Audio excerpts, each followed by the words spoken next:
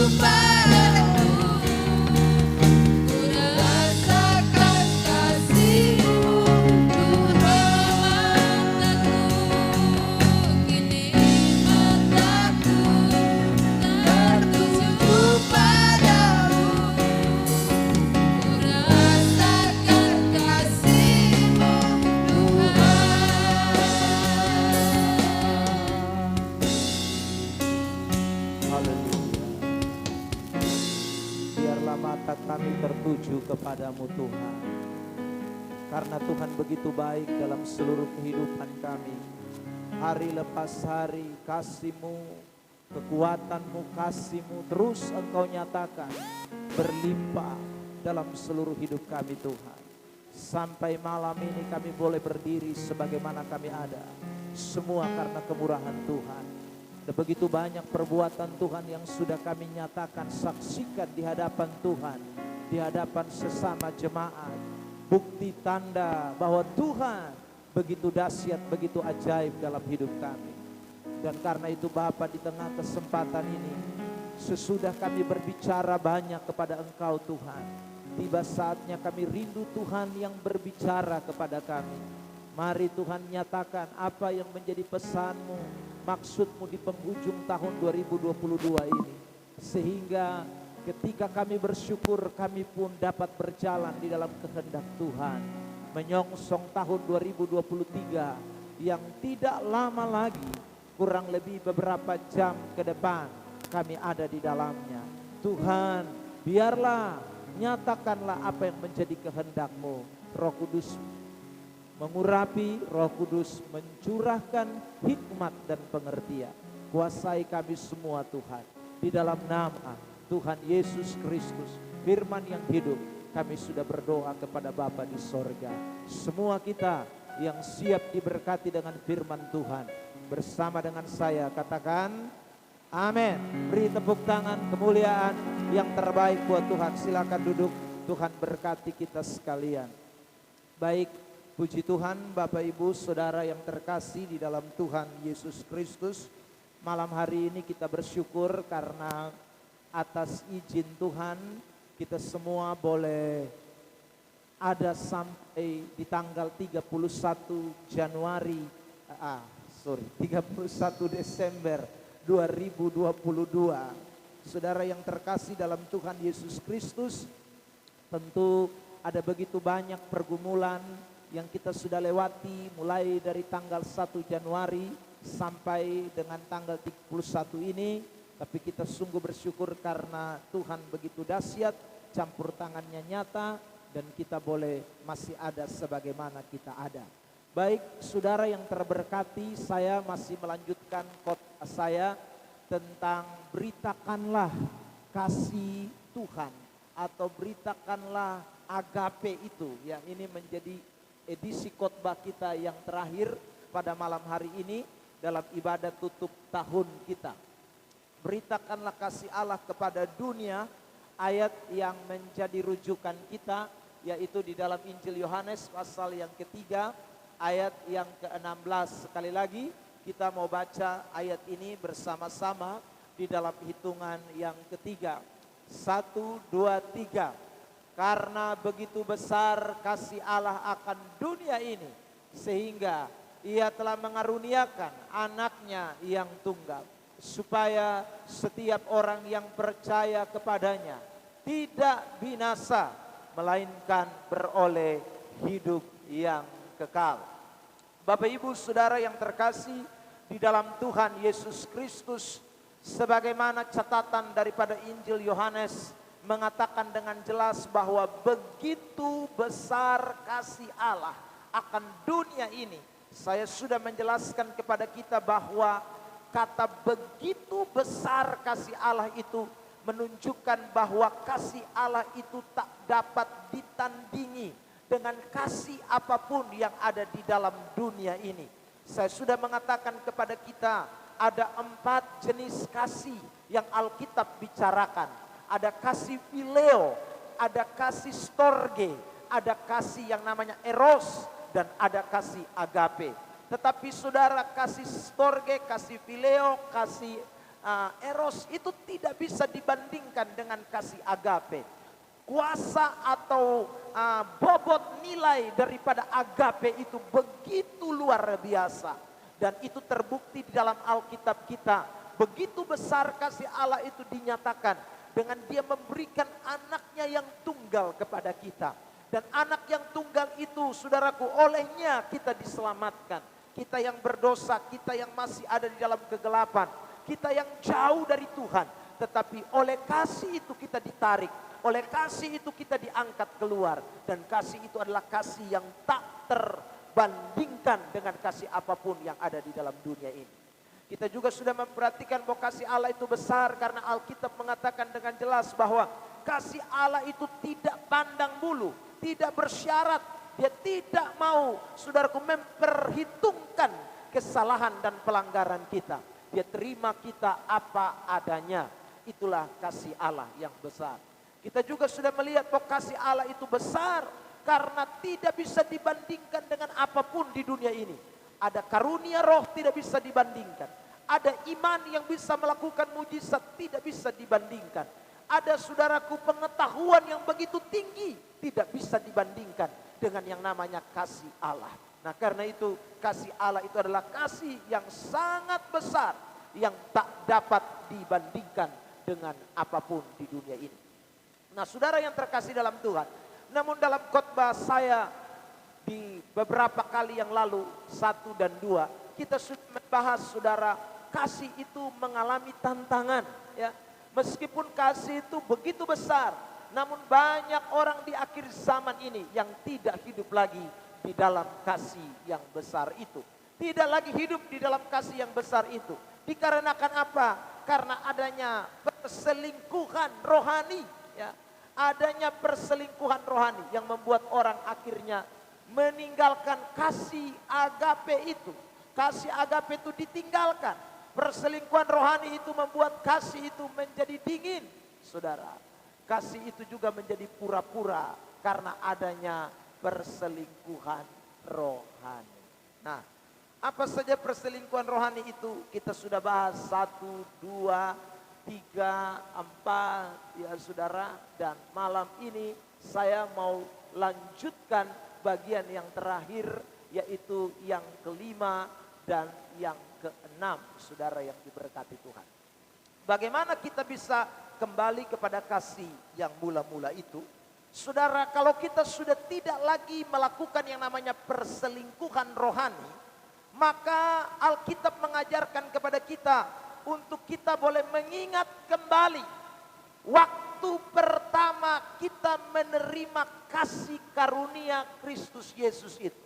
Jadi saudara, kalau kita sudah tidak lagi mengalami yang namanya perselingkuhan rohani, tidak selingkuh dengan dunia, tidak selingkuh dengan uang, tidak selingkuh dengan kegiatan-kegiatan agamawi kita, ya, tidak selingkuh dengan kejahatan dan dosa-dosa lagi, maka orang Kristen diajar oleh Alkitab untuk kembali mengingat, untuk kembali saudara merenungkan kasih Allah yang besar itu, untuk mengingat kembali awal mula bagaimana kasih yang besar itu dinyatakan kepada kita sekalian. Sebab kalau kita cuma berhenti di kata tidak berselingkuh secara rohani, tapi tidak mengingat kembali atau tidak membangkitkan kembali kasih itu di dalam hidup kita, maka hubungan kita dengan Tuhan itu tetap tidak akan harmonis. Hubungan kita dengan Tuhan itu hanya begitu-begitu saja. Tapi kita mau untuk mengingat kembali kasih Tuhan yang sudah dinyatakan kepada kita dengan kasih yang luar biasa itu. Nah, saudara yang terkasih dalam Tuhan Yesus Kristus, sebelum kita akan membaca teks ayat yang mengatakan hal ini, saya ingin mengajak kita sekalian yang hadir pada malam hari ini di penghujung tahun 2022 ini. Ayo, satu hal yang kita harus ingat kembali adalah kasih Allah yang Allah sudah nyatakan di dalam hidup saudara dan saya. Tadi kita semua berdiri di tempat ini dan menyaksikan betapa luar biasanya Tuhan. Bahkan di antara kita ada yang bersaksi, saya tidak setia, saya ini tidak baik, saya ini orang yang boleh dikatakan, wah, tidak pernah ingat Tuhan. Tapi kok Tuhan tidak lupa saya, Tuhan terus mengasihi saya. Sampai tadi ada yang bilang, wih, bet mau bilang Tuhan ini pun baik, terlalu baik, terlalu baik. Nah, saudara, waktu kita memberikan pernyataan ini, atau kita memberikan ungkapan ini, itu bukan hanya sekedar sebuah perasaan yang kita nyatakan di hadapan Tuhan, tapi Tuhan menginginkan untuk kita kembali ke hakikat itu. Kita kembali kepada inti daripada kasih itu. Sebagaimana Allah telah menyatakan kepada saudara, seharusnya Anda dan saya hidup di dalam kasih itu. Saudara yang terkasih dalam Tuhan Yesus Kristus, perhatikan teks ini. Ketika orang-orang di Efesus diingatkan oleh Tuhan tentang mereka meninggalkan kasih yang mula-mula. Perhatikan Wahyu pasal 2 ayat yang kelima.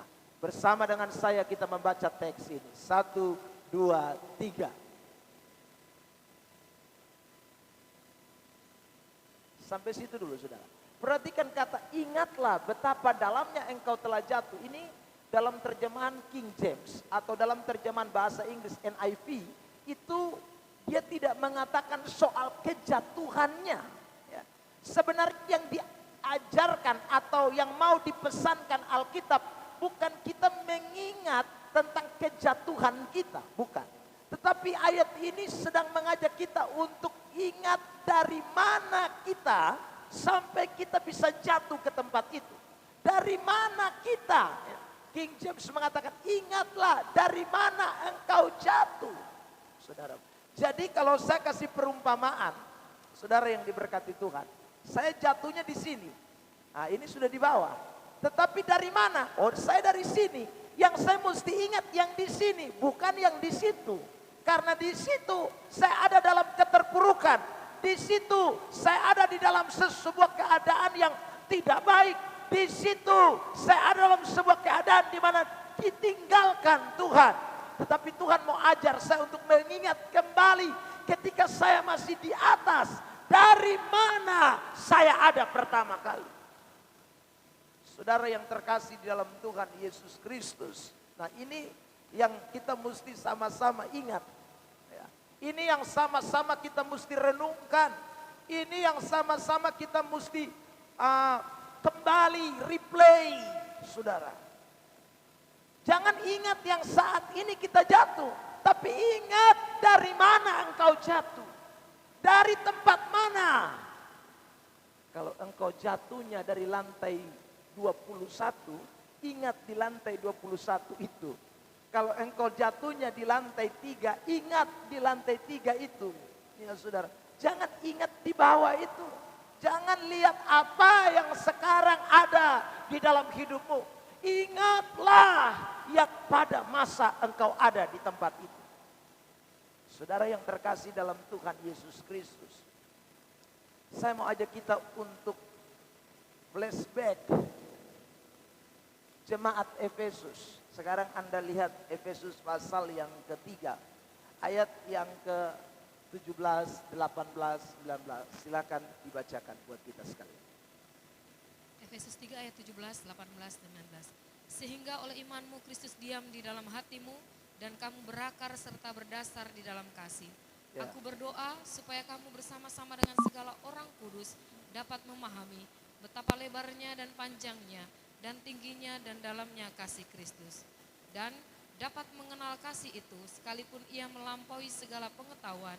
Aku berdoa supaya kamu dipenuhi di dalam seluruh kepenuhan Allah. Saudara perhatikan, ini di tahun 60-an. Ya. Di tahun 59. Waktu jemaat Efesus mendapatkan surat ini. Ya.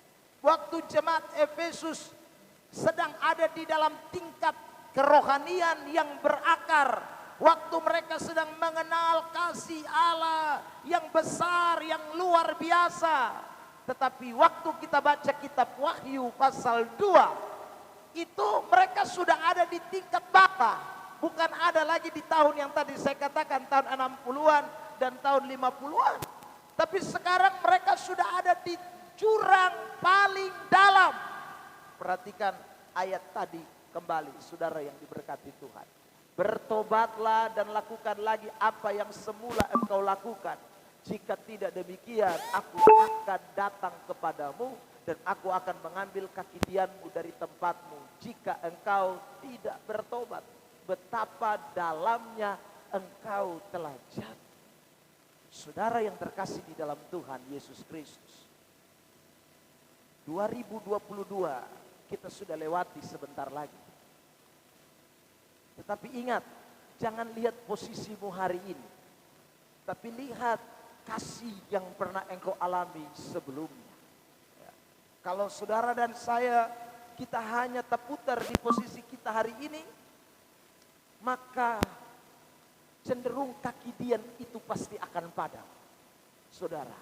Tetapi kalau kita mau kembali mengingat kasih Tuhan yang besar, belum terlambat. Ya. Belum terlambat. Sekalipun mungkin, saya ulang lagi, kita jatuh dan jatuhnya sudah cukup dalam. Mungkin kita sudah tinggalkan kasih yang mula-mula itu.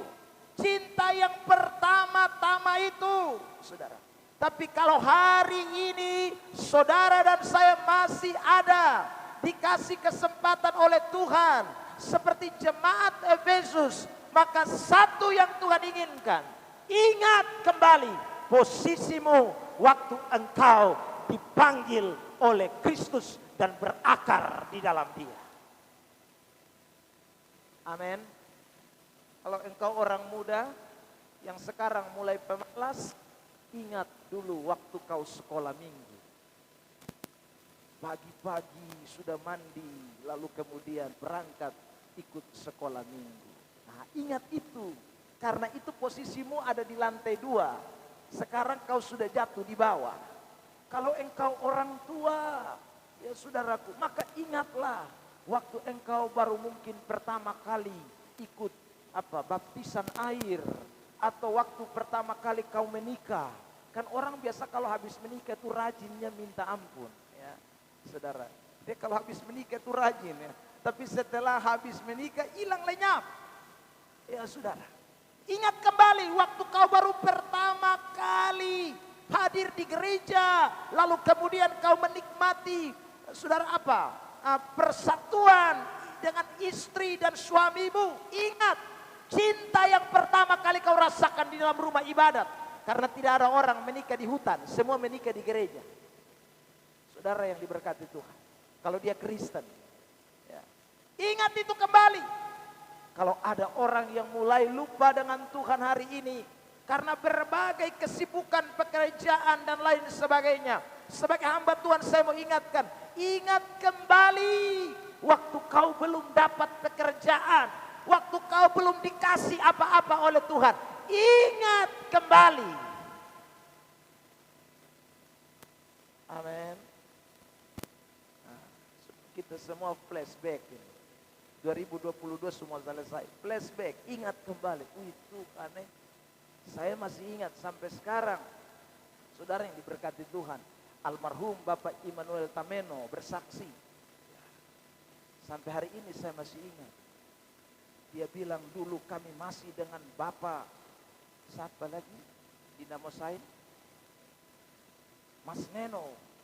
Itu Bapak Pendeta kami ini tiap pagi pokoknya bangun itu kena hajar kalau tidak bangun cepat. Bapak mohon masih ada, ya saudara. Harus bangun pagi-pagi. Kadang-kadang kami bangun salah-salah.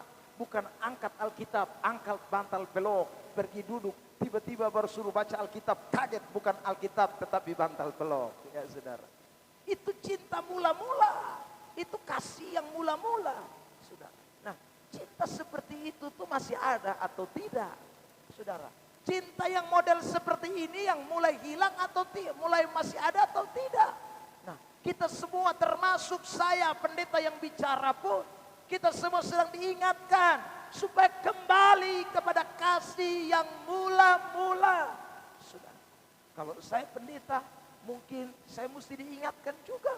Jangan sampai karena begitu banyaknya kesibukan pelayanan, saudara, membuat saya juga kehilangan cinta yang mula-mula.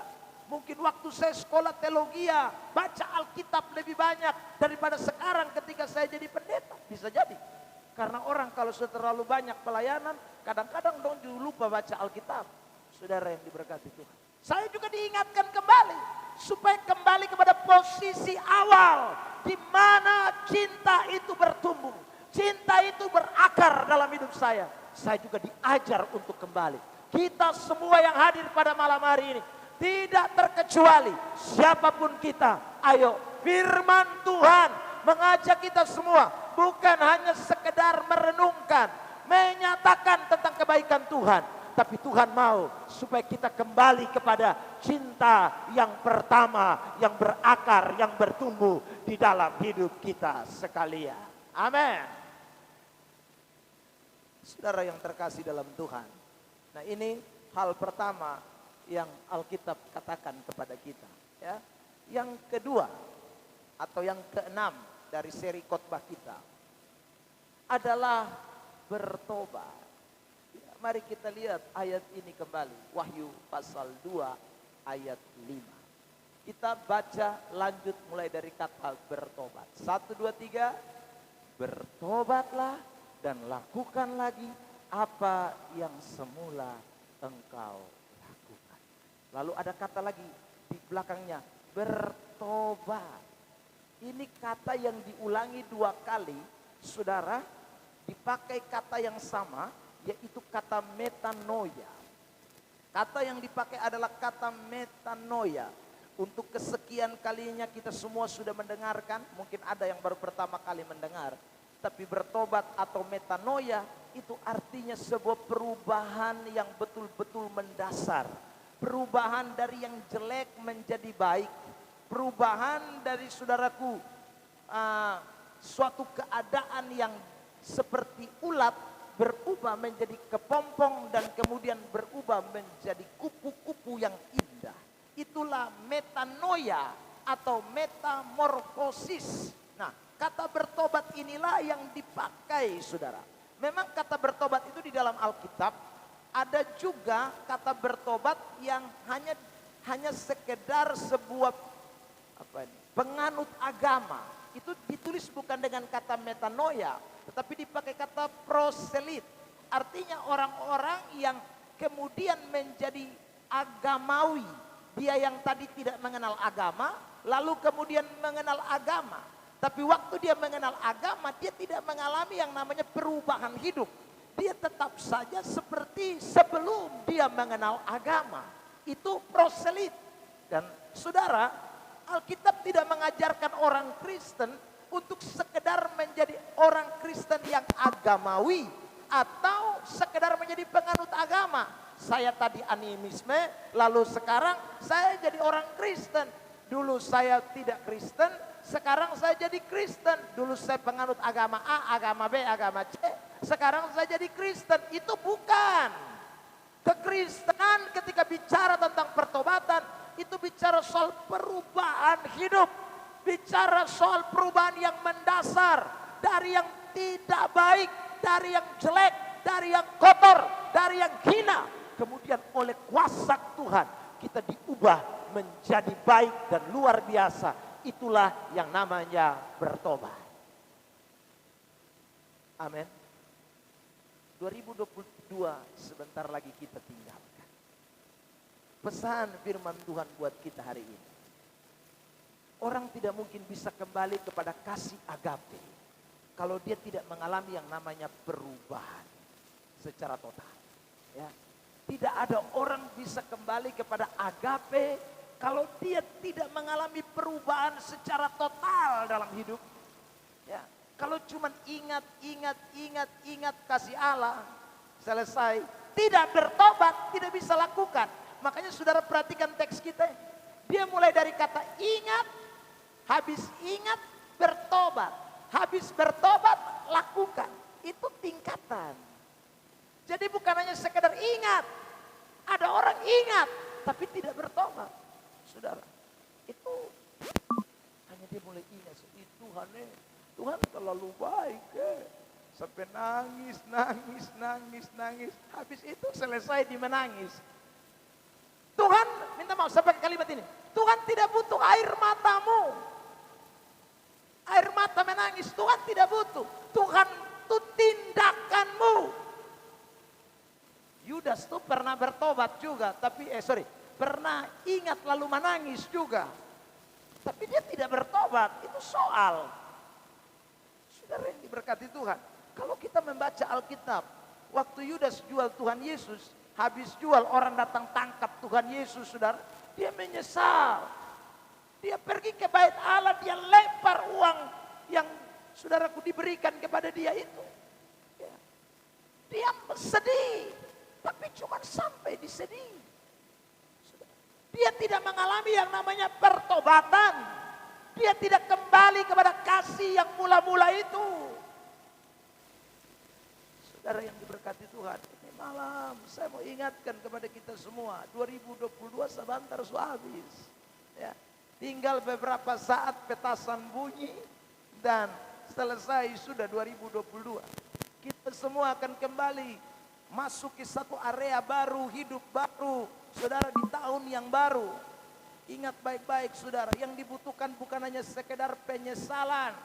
Karena ada begitu banyak orang menyesal di tahun 2022 akhir. Tanggal 31 Desember ini banyak orang menyesal. Saya ulang, bukan hanya di ini gereja, di semua gereja. Karena itu jangan heran 31 Desember itu rumah gereja sesak. Karena ada begitu banyak orang yang pergi untuk menyesal. Tapi saya ulang, tekankan akhir khotbah ini, Tuhan tidak butuh penyesalanmu tanpa pertobatan. Tuhan lebih butuh pertobatanmu dan melakukan apa yang Tuhan kehendaki. Yang setuju katakan amin. Beri tepuk tangan yang terbaik buat Tuhan Yesus Kristus. Ingat baik-baik ini malam, saudaraku. Ingat Tuhan pun cinta, pulang berubah. Pulang berubah. Saya beberapa hari yang lalu ikuti khotbah Pendeta Gilbert Lumuendo.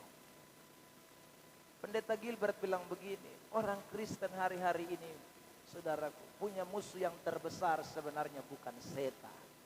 Ya. Musuh terbesar itu bukan setan, menurut Pendeta Gilbert. Makanya dikit-dikit orang Kristen salahin setan. Ini gara-gara setan, ini gara-gara setan. Ya saudara, padahal Gilbert bilang begini, setan tidak tahu apa-apa.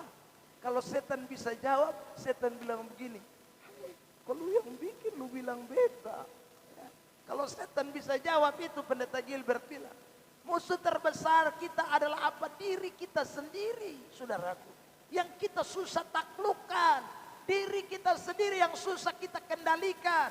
Diri kita sendiri yang seringkali kita ikuti hawa nafsunya, keinginannya. Dan setan menunggangi itu. Saudara yang diberkati Tuhan. Setan tahu Anda dan saya tidak bisa kuasai kedagingan. Maka setan pakai itu kedagingan untuk membuat kita hancur, membuat kita gagal, membuat kita jatuh, saudara. Ya. Nah hari ini, mari kita semua. Gilbert bilang setan sudah dikalahkan di atas Golgota.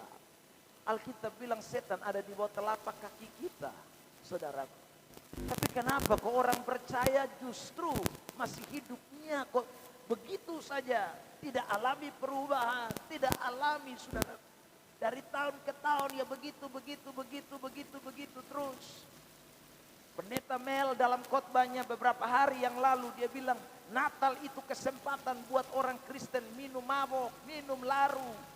Ya saudara, tahun baru kesempatan buat orang Kristen bikin pesta pora, ya, bikin huru hara. Tahun model begini, soalnya rubah-rubah. Nah kalau model kayak begitu, saudara yang terkasih dalam Tuhan,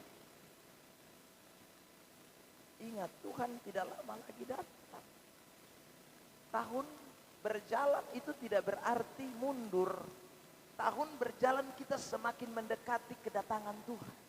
Saya ulang ya saudara, kalau 2022 kan di sini tidak berubah dia. Kita yang menuju ke dia. 2021, 2022, 2023 ini semakin dekat. Semakin dekat. Saudara, hari Tuhan semakin dekat. Jadi kita ini menuju nih. Kita ini menuju. Di sini hanya ada dua pilihan, surga neraka, tidak ada lain. Dan lu bukan mundur pi belakang, lu maju pi dia, lu menuju pi itu dua.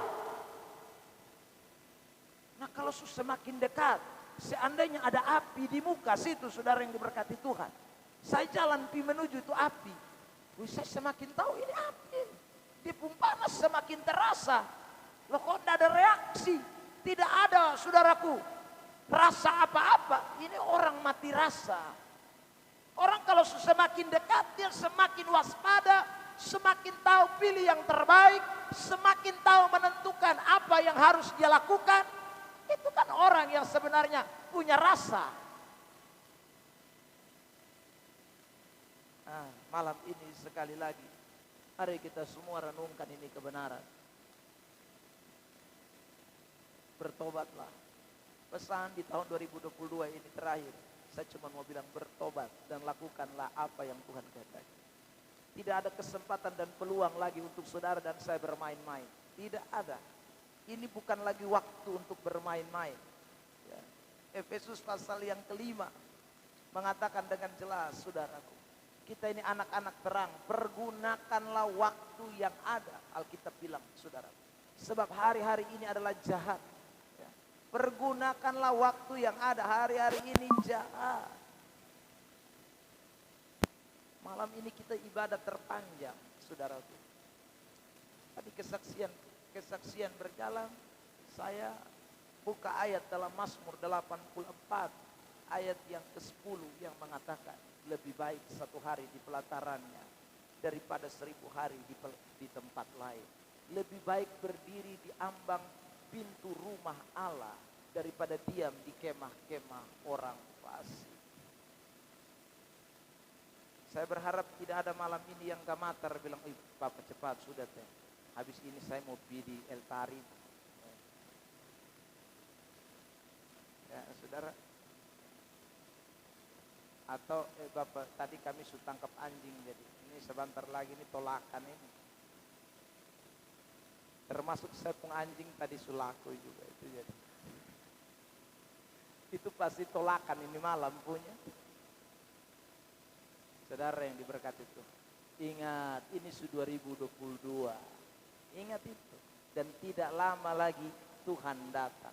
Pesannya adalah bertobat dan lakukanlah sesuatu yang baik. 2021 mungkin lu masih bakar anjing dan kemudian duduk kau minum laru sampai 2022 masuk. Tapi 2022 sebaiknya kau duduk di hadirat Tuhan dan memuliakan Tuhan sampai kau diizinkan Tuhan masuk 2023. Kalau 2021 di tahun yang sama, di tanggal yang sama 31 Desember, kau duduk di bawah salib dan kemudian lingkar salib di bawahnya, lalu itu Anda sorong kiri dan sorong kanan. Ya saudara, tahun 2022 menuju 2023, malam ini bertobatlah, duduklah di dalam rumahmu, lingkar di dalam rumahmu, dan kemudian berdoalah, minta mengucap syukur kepada Tuhan dan minta tuntunan Tuhan untuk 2023. Amin. 2021 menuju ke 2022, mungkin kau di Tedi sana atau di El Tari sana, duduk tidak jelas dengan lupung pacar, bergandengan tangan sambil melihat Pulau Kera. Ini malam di dalam rumah, lihat ke sorga, itu lebih penting dari segalanya. Amin. Ya. Habis itu berdoa habis baru di El Tari kau lihat Pak kembang api bakar jagung, tidak apa-apa. Saudara yang diberkati Tuhan. Saya tadi sudah dapat bisikan, Bapak kita habis berdoa sebentar, kita ke El Tari. Saya bilang cari apa di sana? Ketong lihat kembang api itu Bapak. Saya bilang kok kemarin kembang api di Talawitan kurang.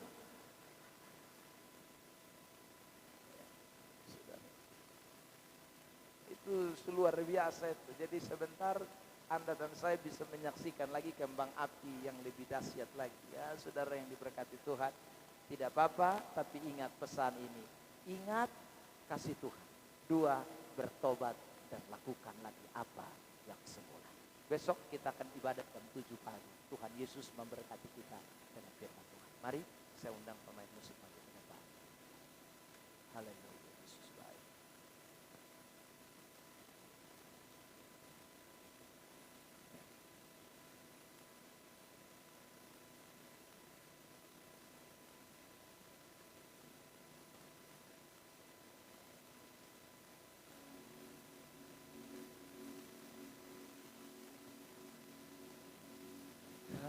Hiasi kehidupanku